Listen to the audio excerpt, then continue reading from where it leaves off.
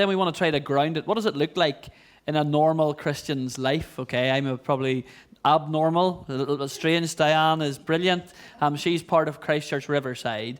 And Diane's story is very different to the thief on the cross, the criminal on the cross's story. It's interesting. Tonight, we're going to interview Jamie tonight, and we're going to hear how he was a bit more involved in some of the stuff that people would normally say is bad. Diane's story maybe is a bit different, but deliberately so, because I want us all to realize that every single one of us needs Jesus. So Diane, would you tell us a little bit about your life and your upbringing before you became a Christian, maybe? Yes, Thank you. Right. I was always sent to Sunday school from quite a young age. My parents weren't born-again Christians, but they were believers in God, although they weren't churchgoers at all. But they sent me to Sunday school. They wanted to do the right thing by me.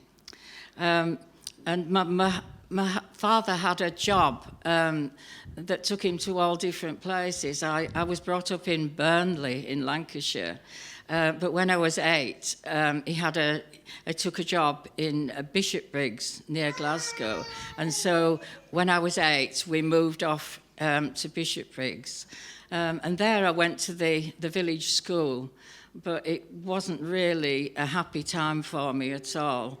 I was the only English girl in the class, and after English, after they were doing the wars between Scotland and England, and so the boys bullied me a bit, and called me a Sassenach, which I think it just means English, I don't know. And then we had this really, really strict teacher.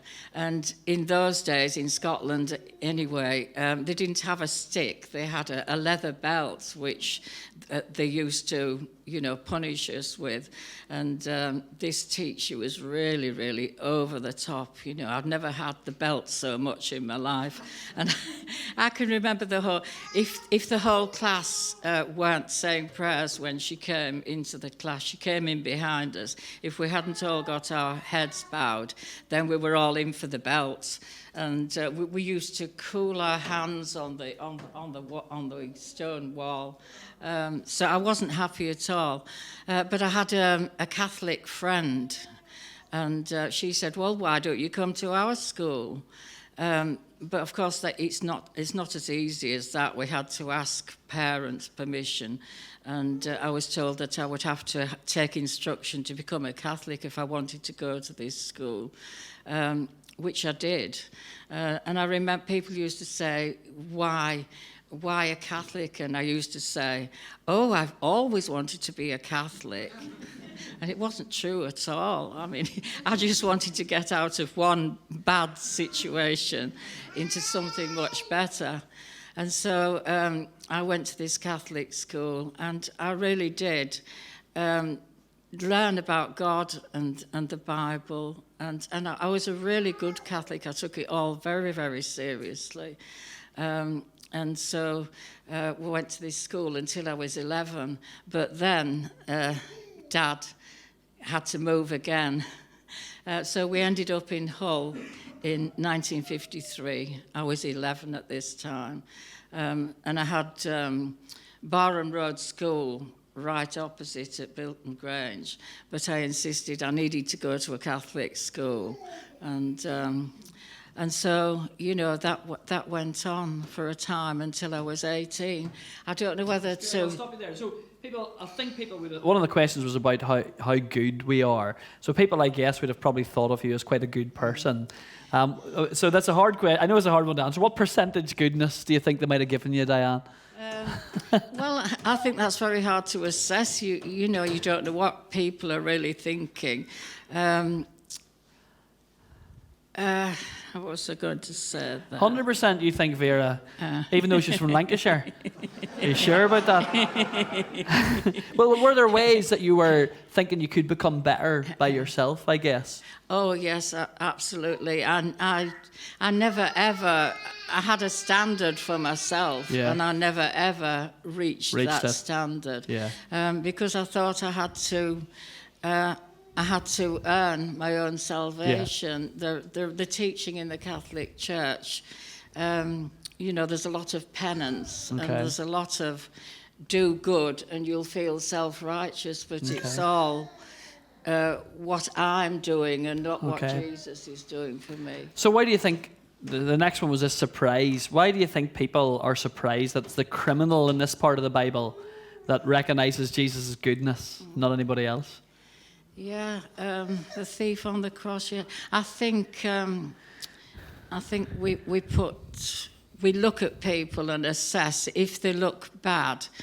We think they are bad, but there could be something inside them that's really longing to change. And then there are other people who look brilliant, look as though they're living a wonderful life, but they could have a cold heart and deceitful. They can't be, only God sees inside us what we're like. And he saw the thief on the cross. He saw his heart. And That's good. Yeah, we do, don't we? We look on the outsides of people. And it really does matter what we're like on the inside. Now, our response to Jesus especially. So this is the last question.